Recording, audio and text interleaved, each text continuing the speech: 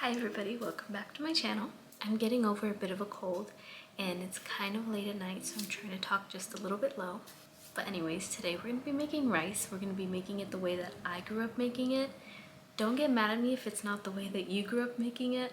This is just the way that I grew up making it. I'm not sure why I wanted to make this video, but I just decided and now we're here, so let's get started. Okay, so the first thing we're going to do is we're going to turn on our stove just above low, and then I'm going to be adding a little bit of olive oil, avocado oil. This is not a lot, just a bit. And then this is the rice that I'm currently using. It's the Mahatma extra long enriched rice. The way that I grew up usually is that you want extra long or jasmine rice. That's the way that my mom taught me, and that's the way that I've just been doing it.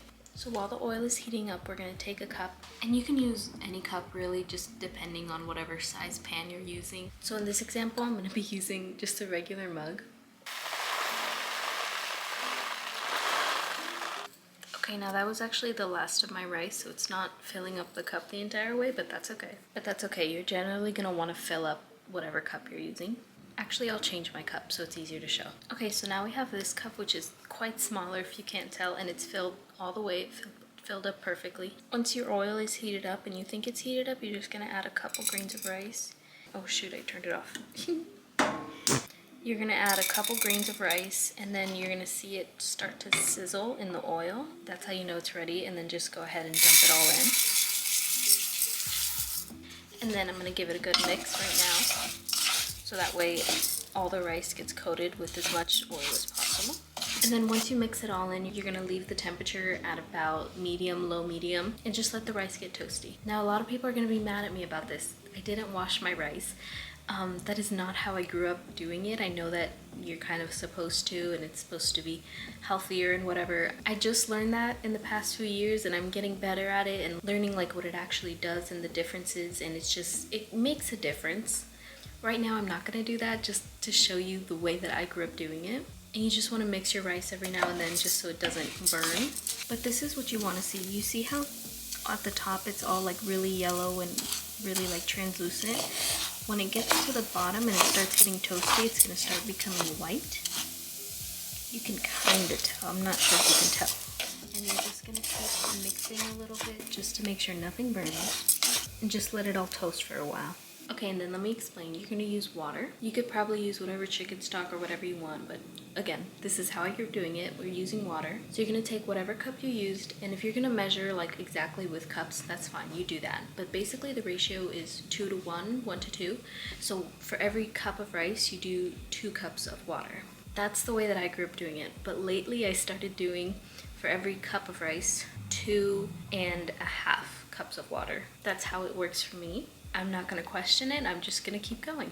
Okay, and today we're gonna be making plain white rice. It's not plain white rice, because if you're doing plain white rice, it's really just salt, which I didn't know. I just learned that actually. Because again, the way that I grew up doing it, doing plain white rice, you use chicken bouillon, and you use only that. So again, just keep mixing your rice, make sure nothing burns. You want everything to be nice and evenly toasted. And this is what I mean when I say toasted. You can see that the pieces are starting to brown. And not every single grain is gonna get brown, but that's okay. You just want like a good majority of them to be opaque and brown. Then when it reaches to about here, you're gonna go ahead and start adding your water, and you're gonna see the steam release. That's okay, don't be scared. And right now I have it on low, so it's not like simmering right now. I'm gonna bring it up to a medium, and then this is the final half cup. So I'm gonna go ahead and add my chicken bouillon. I actually keep a spoon in here, and it's just like a plastic spoon, just so I have roughly the same measurement every time. And I don't measure this part. I just like do whatever feels right. So I would say about this much. I don't know how much that is. I don't have a measuring spoon with me. And then you're gonna go ahead and give that a good mix. And then I'm gonna leave the rice alone for a little bit, let it come to a boil or a simmer, and then I'll cover it. And once your water starts to boil, we're just gonna cover it and we're gonna leave it alone. I don't have a timer for this. We used to be able to do it with the timer, But then when I grew up and started doing it myself, the timers would just mess me up. So now I don't time it, and I've learned to just listen. I've learned to just listen for when it's ready, so that even when I don't have a clear top, I know exactly when it's done.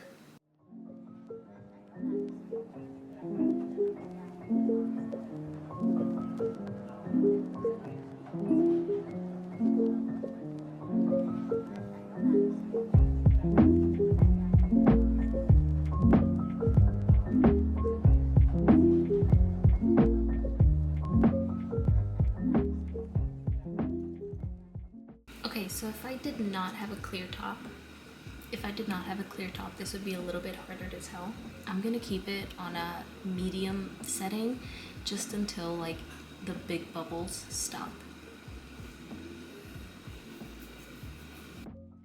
And most of the water has like disappeared, which is kind of where we are now. So what I'm gonna do is I'm gonna put it down to a medium low, and then I'm gonna let that simmer for until I don't hear any bubbles anymore.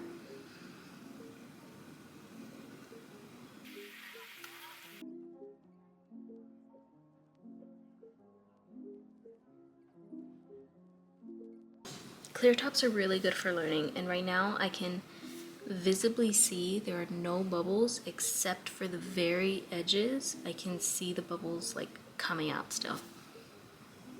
And I can still hear them. Like if you train yourself, you'll be able to hear it, and I can still hear them. That's why I like making rice so much, because I can hear it, like I know how to do it now. But then again, it is only for like this specific rice. Now that it's been a couple more seconds, I can't see any bubbles. And if I put my ear up close to it, I can still hear the tiniest bit like at the bottom. Like at the bottom of the pot. And again, we're still on that low setting. We're just waiting for all the water to evaporate.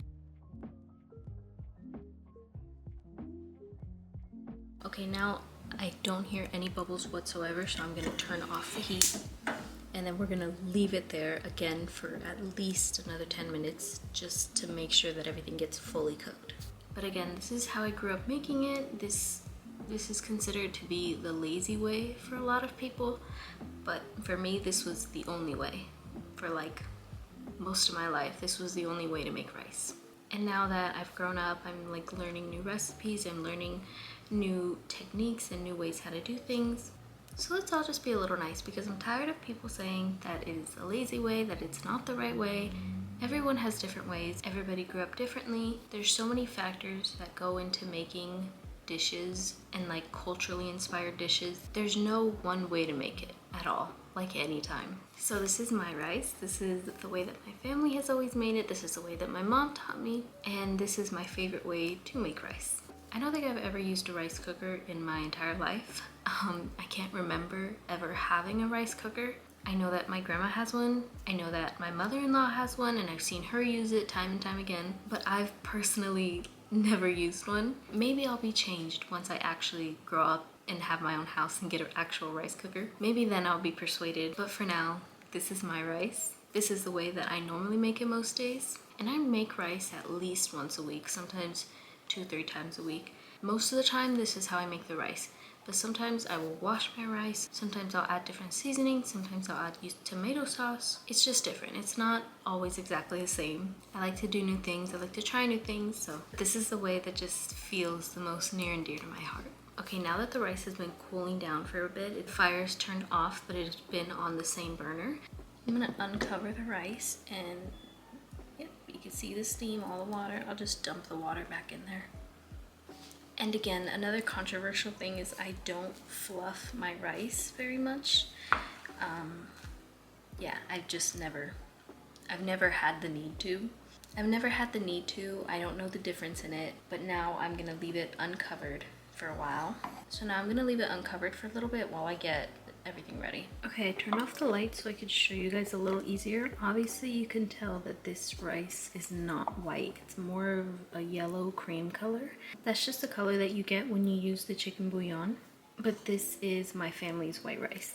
And I have done with just plain salt, and that does make the rice super white. But for my traditional way, this is how it looks. Just like any other food, you want to make sure that your rice is completely cool before putting it in the fridge. Actually, you can put it in when it's still kind of a little bit warm. You want to let it cool down for as much as possible before putting it in the fridge. And there you go. It's as simple as that. That is how you make my family's traditional homemade rice. Again, I know that not everybody makes rice like this, so if you have a different way of making rice or you'd like to add a certain thing, let me know in the comments. I would really like to know. Thank you guys so much for watching. Thank you for being with me here tonight. I hope that you guys have a lovely day. Thank you so much for being here. I really appreciate you, and I will see you guys next time. Bye-bye.